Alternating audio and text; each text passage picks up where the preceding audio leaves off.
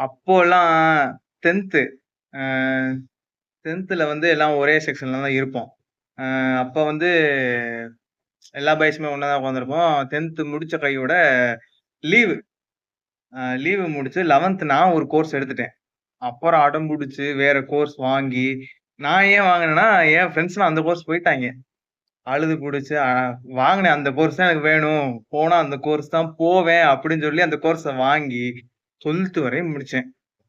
கடைசியா அந்த 12த்த விட்டு போம்போதெல்லாம் மனசே இல்ல. ஏன்டா ஸ்கூல் லைஃப் முடியுது அப்படின்னு ஆயிருச்சு. அதுக்கப்புறம் காலேஜுக்கு வந்தா அதோட இன்னும் இந்த காலேஜ் 4 வருஷம் முடிஞ்சு, என்னடா காலேஜ் அதுக்குள்ளாட்டி முடிஞ்சுச்சு. அதுதான் லைஃபே முடிஞ்சுச்சு. அடுத்த வேலை அது இதுன்னு போயாச்சு. டோட்டல் லைஃப்பும்